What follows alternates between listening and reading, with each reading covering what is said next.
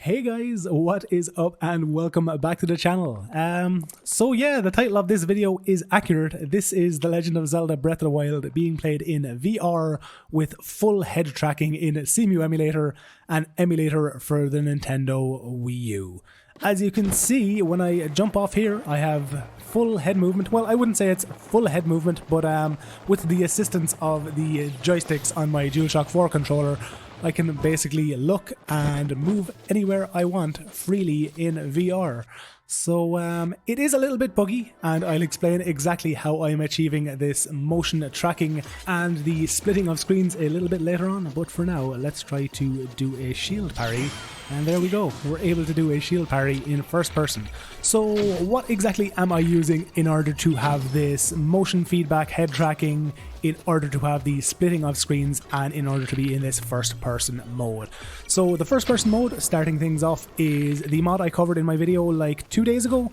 It has since been updated so that you're going to be in first person mode in pretty much all circumstances. There are a few situations in which you're still going to be swapping to third person, but those are pretty much from what I've seen when you're doing a teleport or when you're loading into a shrine. Other than that, you're going to be in this first person mode for practically everything, so like combat, using bows, climbing, and also swimming, which wasn't a part of the mod when I covered it last. To split my screens, like you can see in gameplay, I'm using ReShade in combination with the Super Depth 3D FX, and my aspect ratio has been fixed thanks to a graphics pack that was provided to me by Slash over on the Cemu Discord. This graphics pack basically just makes the aspect ratio half, so when you're doubling it up like this, it's not going to look stretched or completely broken. As with the UI, these menus are a little bit janky, but to be honest, they're not too hard to navigate once you get used to it, and I got used to it after, I'd say, playing for about 25 minutes. As with everything else you've seen, all of these drop or holding animations all perfectly work in first person VR as well, and I'm just going to fully refuel this bike, and then I'm going to show you exactly what I'm using to achieve this VR mode with motion tracking for my head movements. So if I stand back from my bike, you can see I can look left and right, and I'm going to have to just go back to my desktop. Sorry, the screen's probably going to black, and you can see, yeah, there's the ReShade profile I'm using. You can see I can look left and right, and when I come to the emulator options, you can see for the motion source, I am using my Android device, and then combining Nvidia Gamestream with Moonlight Streaming Service for said Android mobile device, I'm able to stream my entire game window, so I'll have absolutely perfect one-to-one motion head movement. As you can see, I can easily look around and do absolutely anything I want in gameplay. So let's just jump on my bike, and you can see as I drive around with the aid of both the head tracking or gyroscope, I guess you could say, from my phone, I'm not only able to look around on the bike, but I'm also able to look around using the thumbsticks also if I need additional movement. To be honest, when I was trying this out, first I thought it was going to be way worse than anything I expected, but as I said, having played through the game and played around for about 25 minutes, I got used to it super easy, and it was yeah, it was pretty damn awesome. I've been playing around with this now for the past about 2 days, and I don't think I've ever played The Legend of Zelda Breath of the Wild as much in a single day's period as I have in the last 2 days alone. So when moving on the bikes or the horses in Breath of the Wild, if you've played the game, you should know that the left thumbstick controls your movement, and then in this circumstance, both my head movement and my right thumbstick are able to control exactly where I am looking. So you can see when I get off the bike, I'm able to now lock onto any of these enemies, and it no longer switches me into a third person mode, and you're easily able to fulfill all of these different combat abilities when in first person mode.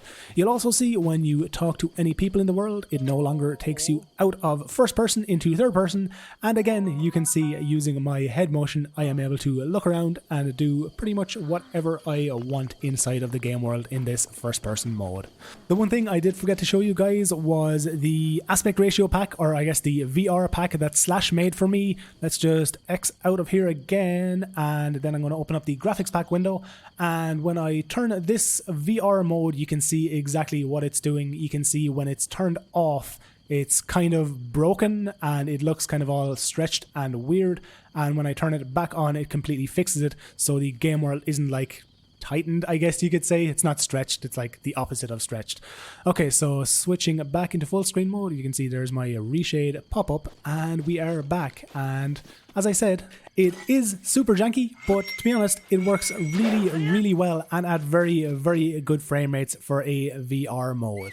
This mod is going to be even better once they get it properly working with motion sources on actual desktop VR headsets like the Oculus Rift and the HTC Vive, and the creators of this mod are also working on a graphics pack form of this screen splitting so that you will not ever have to use ReShade in order to split your screens just like this. For anybody who's ever used ReShade with Cemu Emulator before, you're probably aware of the fact that it very much so affects your performance in a very bad way.